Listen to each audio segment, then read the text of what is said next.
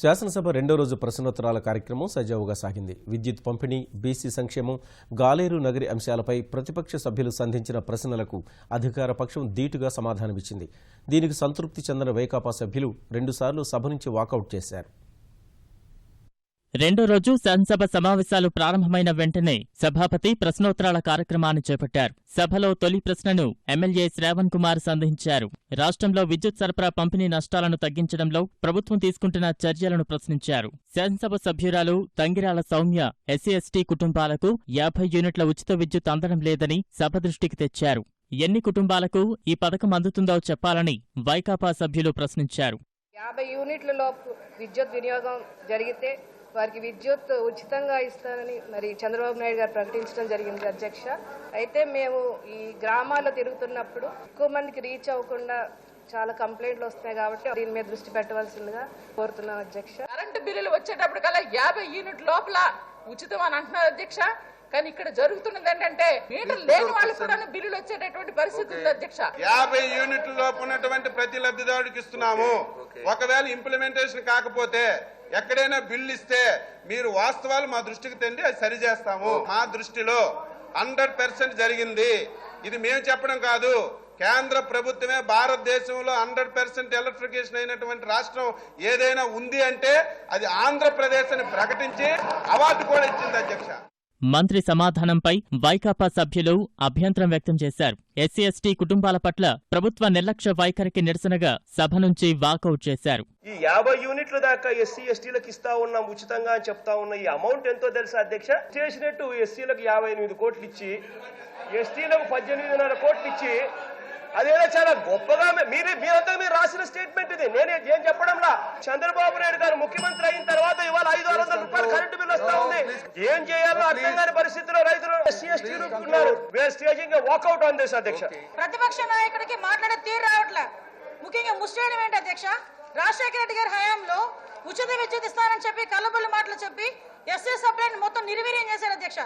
ఈ రోజు ఎస్సీ సప్లైన్ కింద, ఎస్టీ సప్లైన్ కింద 10,000 కోట్ల రూపాయలను ఈ రోజు సమగ్రంగా నిర్వహించి మొత్తం ఎస్సీ/ఎస్టీ లబ్ధిదారులకు అందరికీ అందజేసిన విధంగా చేసినందుకు గౌరవ ముఖ్యమంత్రి వారికి ధన్యవాదాలు తెలియజేసుకుంటున్నాం అధ్యక్ష. గాలేరు నగరి పనులపై సభలో వైకాపా సభ్యులు రవీంద్రనాథ్ రెడ్డి, శ్రీకాంత్ రెడ్డి ప్రశ్నించారు. ప్రాజెక్టు పనుల్లో అక్రమాలు జరిగాయని ఆరోపించారు. దీనిపై మంత్రి దేవినేని ఉమామహేశ్వరరావు ఘాటుగా బదులిచ్చారు.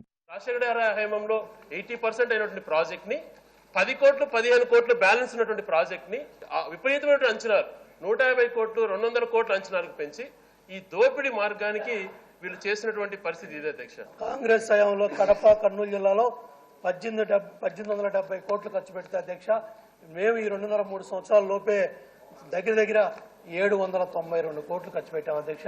ఇవాళ ఏదైతే వీళ్ళు చేస్తా ఉన్న 17 ప్యాకేజీల్లో నిలబెట్టి పనులు చేపిస్తున్నాం అధ్యక్ష. GNSS phase 2 కూడా టాప్ ప్రయారిటీ తీసుకొని 2018 జూన్ కల్లా పనులు పూర్తి చేయాలని ముఖ్యమంత్రి గారు లక్ష్యం పెట్టారు అధ్యక్ష.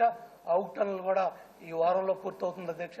మంత్రి దేవినేని తప్పుడు లెక్కలు చెబుతున్నారని వైకాపా సభ్యులు వాదించారు. దీనిపై మంత్రి మళ్లీ వివరణ ఇచ్చారు. ఈ 3 సంవత్సరాలు కలిపి వీళ్ళు ఇచ్చింది ఎంత అనంటే గాలేరు నగరికి 400 కోట్లు. ఆ ప్రీతమ నాయకుడు రాజశేఖర రెడ్డి గారి హయాంలో 4,000 కోట్ల రూపాయలు ఖర్చు చేసి 80% ప్రాజెక్టు పనులు పూర్తి చేశారు. 70%, 80%, 90% మీరు పనులు పూర్తి చేస్తే 2009, 2014 మధ్యలో శాసనసభ్యులుగా మీ కుటుంబ సభ్యులు ఉన్నారు, పార్లమెంట్ సభ్యులుగా మీరున్నారు. ఆ బ్యాలెన్స్ 10%, 20%, 30% ఎందుకు పనులు పూర్తి చేయలేకపోయారు?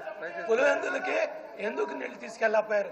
అధ్యక్ష, చిత్తశుద్ధితో ప్రయారిటైజ్ చేసుకొని మా నాయకుడు చంద్రబాబు నాయుడు గారు ఇవాళ కడప జిల్లా వెనుకబడ్డ ప్రాంతం పులివెందులకి, కడప జిల్లా ప్రాంతానికి నీళ్ళిచ్చాం అధ్యక్ష. బీసీ సంక్షేమానికి కేటాయిస్తున్న నిధులపై అడిగిన ప్రశ్నకు సంబంధించి 2 పక్షాల మధ్య వాదనలు జరిగాయి. ఏడాదికి 10,000 కోట్లు కేటాయిస్తామన్న ప్రభుత్వం ఆ మేరకు కేటాయింపులు చేయడం లేదని వైకాపా సభ్యులు అడ్డు తగిలారు. ఈ దశలో జగన్ జోక్యం చేసుకుని మాట్లాడబోతుండగా స్పీకర్ వారించారు. ప్రశ్నోత్తరాల సమయంలో ప్రసంగాలు వద్దని ప్రశ్నకే పరిమితం కావాలని సూచించారు. దీనిపై వైకాపా సభ్యులు మళ్లీ వాకౌట్ చేశారు. అనకాపల్లి చక్కెర కర్మాగారానికి నిధులు కేటాయించాలని భాజపా పక్షనేత విష్ణుకుమార్ రాజు కోరారు. రాష్ట్రంలోని అన్ని చక్కెర కర్మాగారాలపై కార్యదర్శుల కమిటీ వేశామని మంత్రి యనమల బదులిచ్చారు. అనకాపల్లి కర్మాగారానికి సాయం అందించాలని నాబార్డును కోరామని వివరించారు.